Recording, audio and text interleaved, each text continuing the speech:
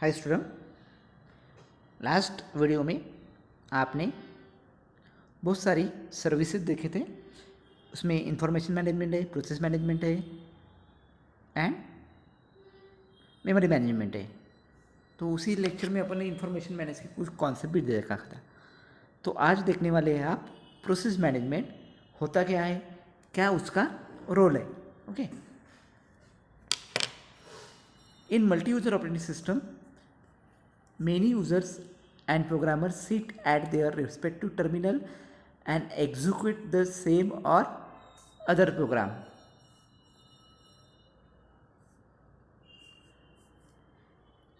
अब बात कर रहे हैं अपन मल्टी यूज़र सिस्टम मीन्स जहाँ पे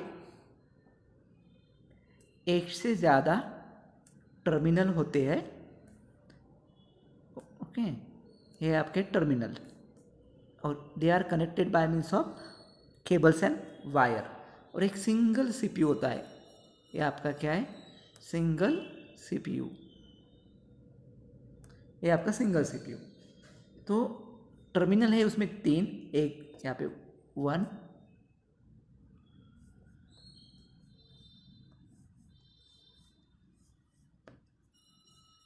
टर्मिनल 1, टर्मिनल 2, टर्मिनल 3। तो होता क्या है, उस तीनों टर्मिनल में यूज़र बैठे हैं, वो अपना काम कर रहे हैं।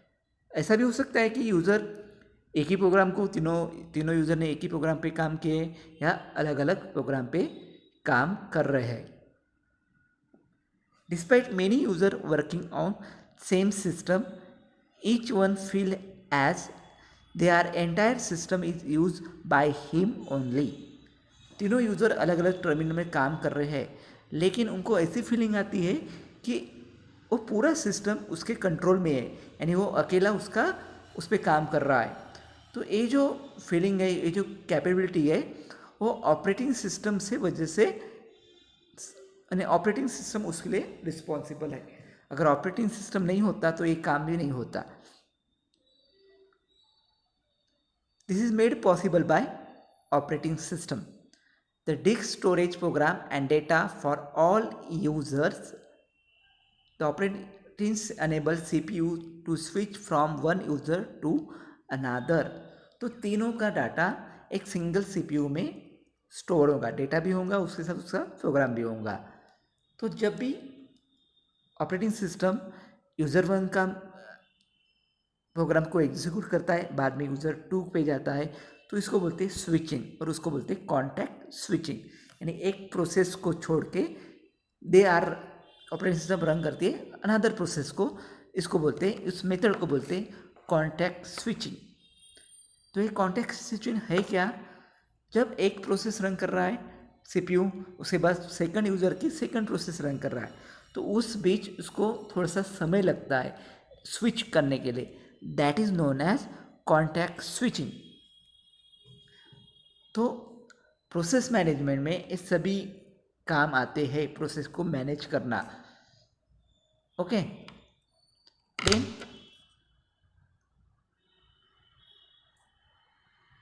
देन दूसरा टॉपिक है प्रोसेस। पहले क्या देखा आपने, अभी पहले स्लाइड में आपने देखा मल्टी यूज़र ऑपरेटिंग सिस्टम क्या होता है। Multi user operating system means ऐसी ऑपरेटिंग सिस्टम जहाँ पे एक टाइम पे बहुत सारे यूज़र्स बैठ के काम करते हैं, और उस जो भी यूज़र काम करते हैं, वो पूरा यूज़र, कितने भी यूज़र हो, वो पूरा डाटा आपका सीपीयू में सेव होगा। तो उस समय में किसी भी यूज़र को ऐसा नहीं लगता कि मेरा काम नहीं हो रहा है या मशीन मेरे कंट्रोल में नहीं है। तो ये जो पॉसिबिलिटी है, जो हो रहा है, इसके लिए ऑपरेटिंग सिस्टम जिम्मेदार है। जो भी करता है ऑपरेटिंग सिस्टम करता है। तो आपके घर के मशीन में सिंगल यूज़र ऑपरेटिंग सिस्टम होता है, मीन्स एक टाइम पे एक ही आदमी उस मशीन पे काम करता है। तो प्रोसेस मैनेजमेंट का मेन काम होता है मल्टी यूज़र ऑपरेटिंग सिस्टम में, तो यहाँ पे अलग अलग प्रोसेस को उसे रन करना है। Second, process. तो प्रोसेस क्या होता है, process is a program under execution. जब भी कोई प्रोग्राम को सीपीयू एग्जीक्यूट करता है, तो उसके एग्जीक्यूशन के ड्यूरिंग या एग्जीक्यूशन के समय इस प्रोग्राम को बोला जाता है प्रोसेस। यानी जब भी प्रोग्राम आपका एग्जीक्यूट होगा, ये जो प्रोसेस है उसकी एग्जीक्यूशन, उस प्रोसेस में प्रोग्राम को बोलेंगे process which compete CPU time and other resource. अब मल्टी यूज़र ऑपरेटिंग सिस्टम में क्या होता है, बहुत सारे यूज़र अपने अपने मशीन पे अपने अपने टर्मिनल काम कर रहे हैं।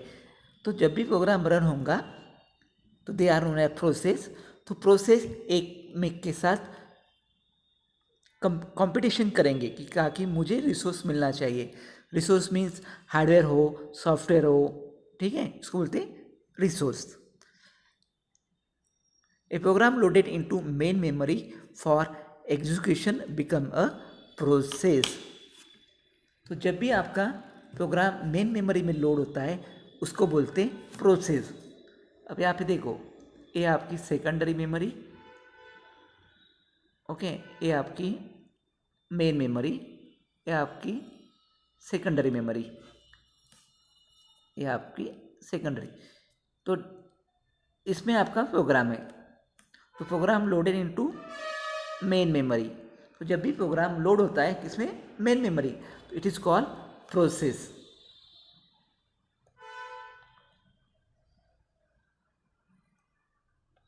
देख, multi programming, a single user cannot keep either CPU or the input output device busy at all time। तो सिंगल ऑपरेटिंग सिस्टम होता है, उसमें एक यूज़र एट अ टाइम काम करता है। तो एक यूज़र आपके CPU को टोटल बिजी नहीं रख सकता है। यानी CPU को डेटा चाहिए, प्रोग्राम चाहिए एग्जीक्यूट करने के लिए। तो एक सिंगल ऑपरेटिंग सिस्टम पूरे टाइम ऑपरेटिंग सिस्टम को, CPU को बिजी नहीं रख सकता है।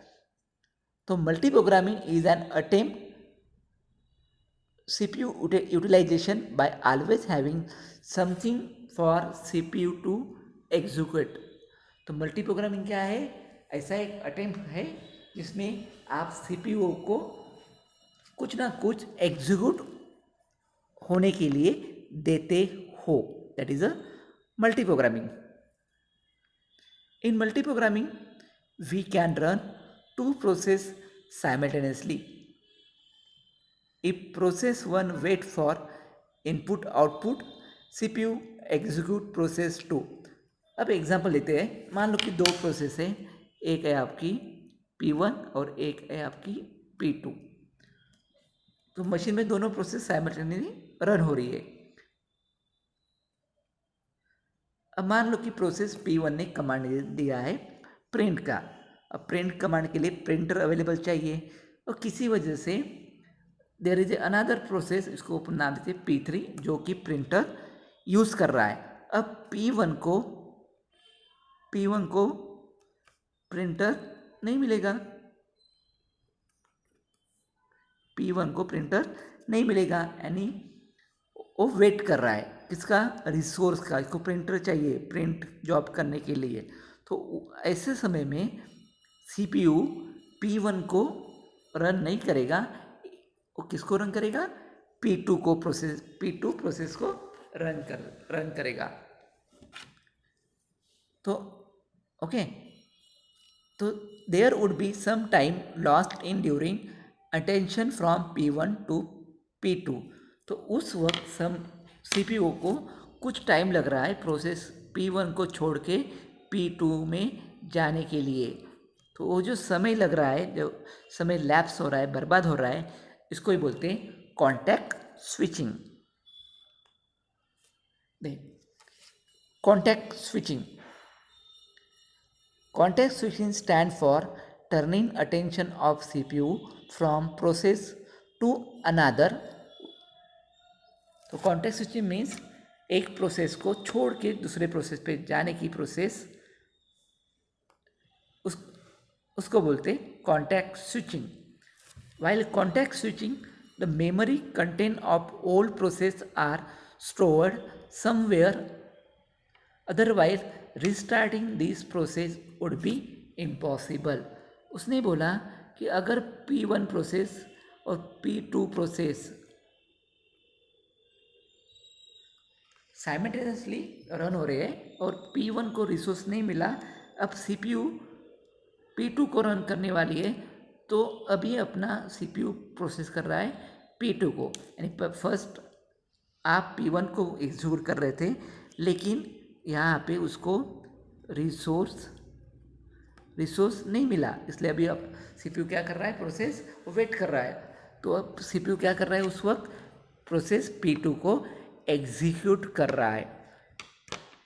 ओके, तो एग्जीक्यूट होने के बाद P2 एग्जीक्यूट होने के बाद फिर से आप P1 पे आओगे, तो उसके लिए उसकी स्टेटस या उसकी करंट पोजीशन कहाँ पे उसने स्टॉप किया एग्जीक्यूशन, उसको एक डेटा स्ट्रक्चर में सेव करके रखते, इसका नाम है PCB, प्रोसेस कंट्रोल ब्लॉक। यानी जब भी प्रोसेस एक को छोड़ के दूसरे प्रोसेस, जब भी CPU एक प्रोसेस को छोड़ के दूसरे प्रोसेस में जाता है, तो इसकी जो स्टेटस है, उसकी जो पोजीशन है, उसको सेव करता है वो PCB में, PCB, process control block. It is a data structure. उसमें बहुत सारी चीज़ें होती हैं, पॉइंटर होता है, रजिस्टर होते हैं, वो अलग बात है। तो जो भी सेव होगा वो कौन करेगा, PCB, उसकी स्टेटस, उसकी पोजीशन वो सेव करता है PCB। The status of CPU and pointer to memory are store memory area call register save area, और उस प्रोसेस की जो भी इंफॉर्मेशन है वो सेव होती है register save area, register save area में।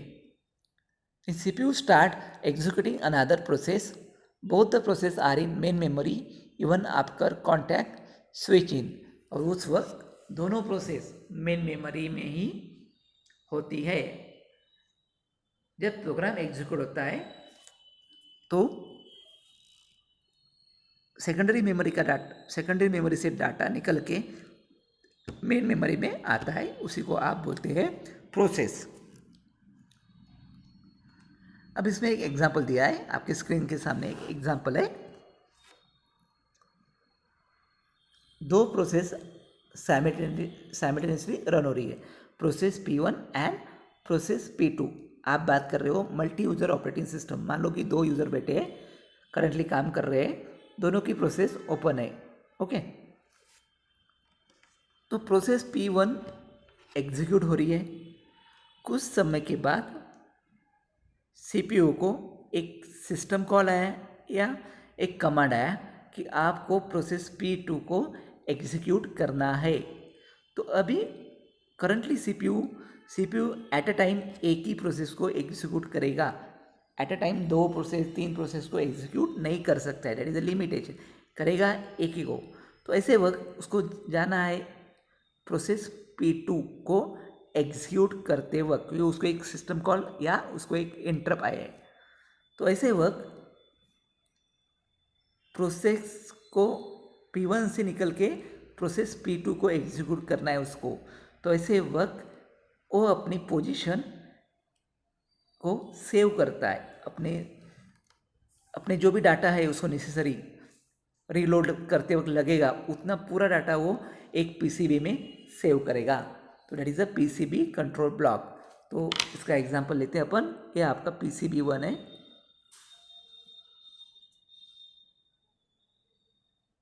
ये PCB1।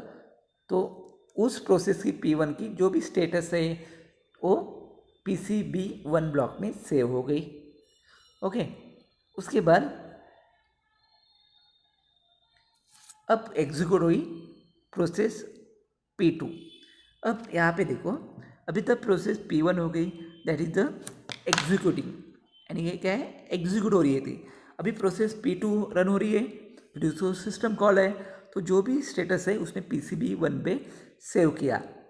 ओके, अब प्रोसेस P2 को PCB ब्लॉक कौन सा लोड हुआ, प्रोसेस P2 का, यानी आपको जाना है प्रोसेस P2 पे, तो उसकी पोजीशन मालूम चाहिए, उसकी स्टेटस मालूम चाहिए। वो किसके पास होता है?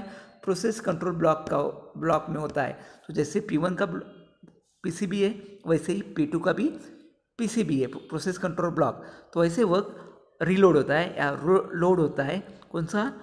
Process control block. और उसके बाद प्रोसेस एग्जीक्यूशन स्टार्ट हो गया है। तो अभी तक यहाँ पे एग्जीक्यूटिंग था इतना, अभी इतना पोर्शन ये है आइडल। आइडल मीन्स हमेशा मशीन कुछ ना कुछ एग्जीक्यूट करते रहते हैं, एग्जीक्यूटिंग।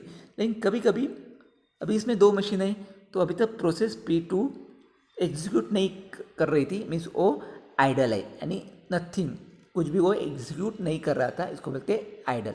तो अभी तक प्रोसेस P2 आइडल बैठी थी।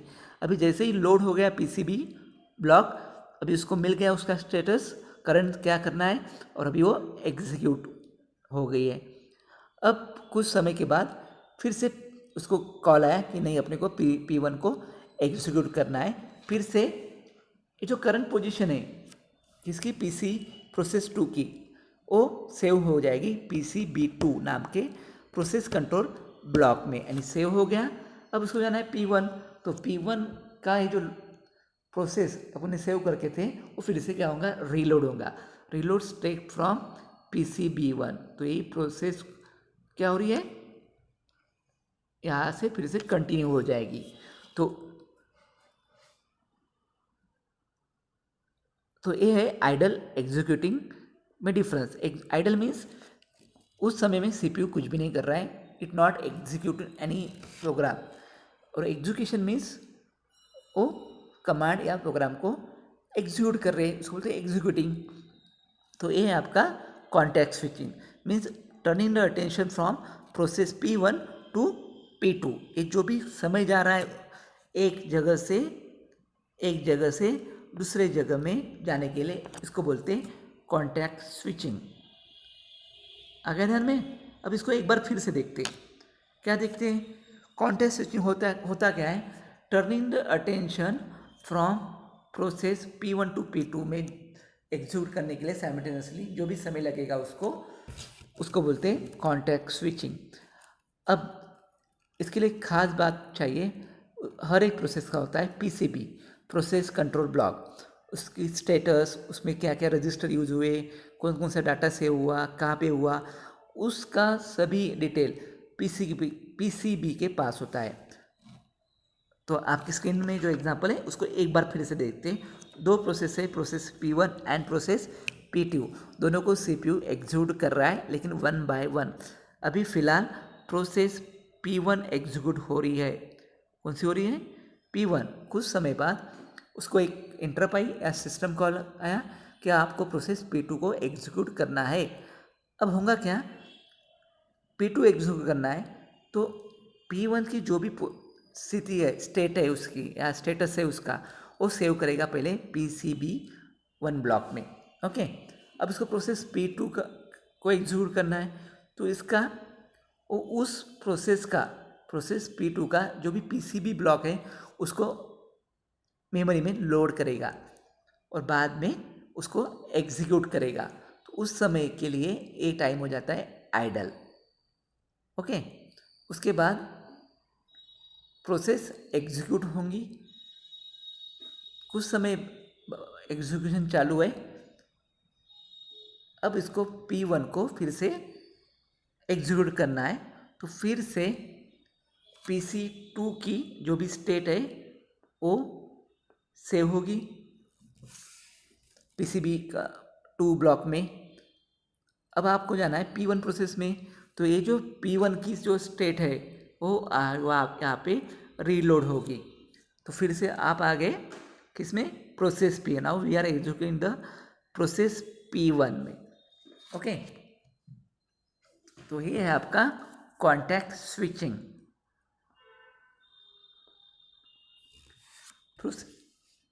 Next, process control block. Process control block is a data structure that contain information of the process related to it. जो भी प्रोसेस है रिगार्डिंग उसकी जितनी भी इंफॉर्मेशन उसके बारे में वो एक डेटा स्ट्रक्चर में सेव होता है और उसको बोलते हैं process control block. Process control block is also known as task control block entry of the process table. तो उसको टास्क कंट्रोल ब्लॉक भी बोलते हैं, प्रोसेस टेबल की उसमें एंट्रीज होती है, that is a process control block. अब प्रोसेस कंट्रोल ब्लॉक में क्या होता है, एक छोटा सा एग्जांपल देखा है अपने। इफ कुछ चीज़ें वो मेंटेन करता है, सेव करके रखता है। सबसे पहले होता है प्रोसेस आईडी, यानी हर एक प्रोग्राम रन होता है उस प्रोसेस को एक आईडी नंबर होता है, उसको स्टोर करके रखता है। वो कौन से स्टेट में है, that is known as process state, process priority, accounting information, PC program counter, CPU register and process control block pointer. तो ये सभी डेटा, ये पीसीबी डेटा स्ट्रक्चर है, वो उस प्रोसेस के बारे में सभी डिटेल एक डेटा स्ट्रक्चर में सेव करते, उसको बोलते प्रोसेस कंट्रोल ब्लॉक। अब नेक्स्ट है प्रोसेस स्टेट। तो ये जो डायग्राम है आपकी स्क्रीन के सामने, उसको मैं फिर से डबल एक्सप्लेन करूँगा क्योंकि सबसे इम्पोर्टेंट टॉपिक है। ओके, अब ध्यान दो, लास्ट टॉपिक आज का प्रोसेस स्टेट। मान लो कि P1 प्रोसेस हो एग्जीक्यूट हो रही है, P2 है and P3, three process execute है, P1, P2, P3। ओके, तो सबसे पहले P1 आएंगी न्यू में। कहाँ पे आएंगी? न्यू। तो प्रोसेस स्टेट है उसमें new is state, ready, running, waiting and and. ये सभी क्या है उसकी स्टेट है। कौन कौन सी है? New, ready, and, running, waiting. तो देर आर 5 प्रोसेस स्टेट, यानी जब भी प्रोसेस आपका एग्जीक्यूट होगा तो 5 स्टेट से जाता है। कौन कौन सी है? New, ready, running, waiting, and. तो एक एक करके अब सबसे पहले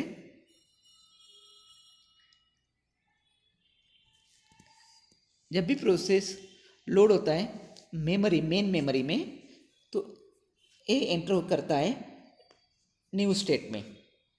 बाद में न्यू स्टेट से वो आता है रेडी। रेडी का मतलब होता है उस प्रोसेस को लगने वाले रिसोर्स अवेलेबल है फिलहाल है, अभी वो रन होने के आप उस प्रोग्राम को या उस प्रोसेस को रन कर सकते हो। तो उसके बाद आपका प्रोसेस जाता है रनिंग मोड में। तो अगर रन हो जाता है आपका प्रोसेस, तो वो चला जाता है एंड स्टेट में, यानी यहाँ पे आपका डिस्पैच हो गया, यानी P1 आपकी एग्जीक्यूट हो गई। देखो फिर से प्रोसेस P1 आती है सबसे पहले सेकेंडरी मेमोरी से निकल के मेन मेमोरी में आती है, उसी को आप बोलते हैं प्रोसेस। तो सबसे पहले होती है न्यू प्रोसेस, बाद में हो जाएंगी आपकी रेडी में। रेडी का मीनिंग होता है कि P1 को जितने लगने वाला रिसोर्स है अवेलेबल है, अब आपका प्रोग्राम एग्जीक्यूट होने वाला है, तो उसके बाद जाता है रनिंग। अब रनिंग करते वक्त उसको पूरा रिसोर्स मिल गया है, यानी इसने आपका प्रोग्राम एग्जीक्यूट हो गया, एग्जीक्यूशन कंप्लीट हो गया, फिर जाएगा एंड में। तो एंड में होता है आपका स्टॉप, यानी आपकी प्रोसेस P1 एग्जीक्यूशन हो गया, अभी यहाँ पे उसका काम हो गया, वो स्टॉप हो गई है।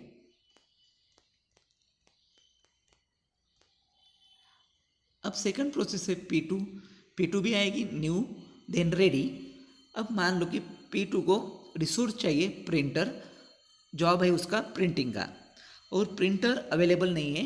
प्रिंटर आपका जो प्रिंटर रिसोर्स है वो कोई अनदर प्रोसेस यूज़ कर रही है, मान लो P3। अब उसको मिलेगा क्या? प्रिंटर नहीं मिलेगा। तो उस वक्त CPU उसके लिए वेट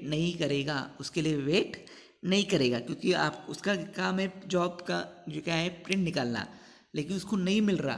तो उस प्रोसेस को वो क्या करता है? वेटिंग में भेज देता है। किस में भेजता है? वेटिंग में, यानी उसको वेट करना पड़ रहा है। इसको इनपुट आउटपुट या उसका रिसोर्स नहीं है, उसके लिए उसको वेट करना पड़ेगा। और अभी वो वेटिंग में है P2, उस समय के लिए आपका CPU नेक्स्ट जो भी कमांड आएगा, नेक्स्ट प्रोसेस मान लो P4 है तो P4 को एग्जीक्यूट करेगा। ओके, तो वेटिंग क्या है? जैसे स्टेट जिसमें आपको इनपुट आउटपुट रिसोर्स या कोई भी रिसोर्स CPU को नहीं मिलता है या वो रिसोर्स बिजी होता है, तो ऐसे प्रोसेस को वो एग्जीक्यूट नहीं करता है CPU, उसको डालता है वेटिंग स्टेट में। फिर जब भी आपका प्रिंटर फ्री हो जाएगा, फिर से P2 जाएगी आपकी रेडी में और बाद में रन होगा। अगर रन हो गया तो फिर चला जाएगा एंड में। और एक चीज़ है उसमें इंटरप्ट।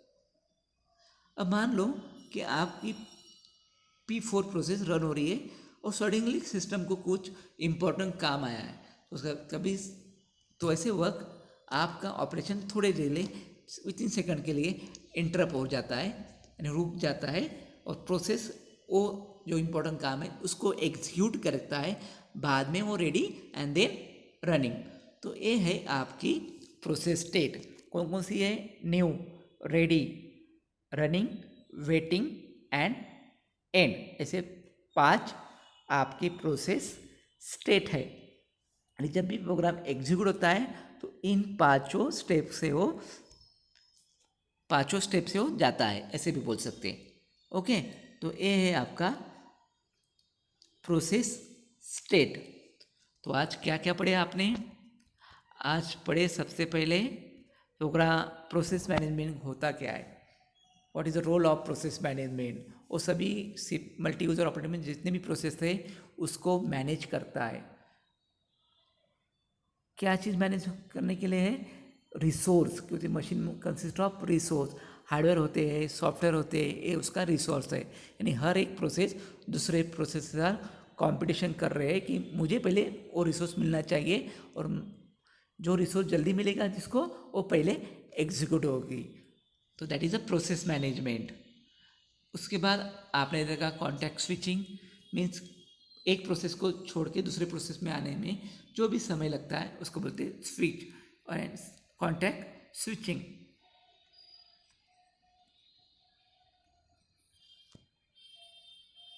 बाद में मल्टी प्रोग्रामिंग, उसके बाद कॉन्टेक्स्ट स्विचिंग का एग्जाम्पल, और उसके बाद प्रोसेस स्टेट। तो आज के लिए इतना ही। Good bye.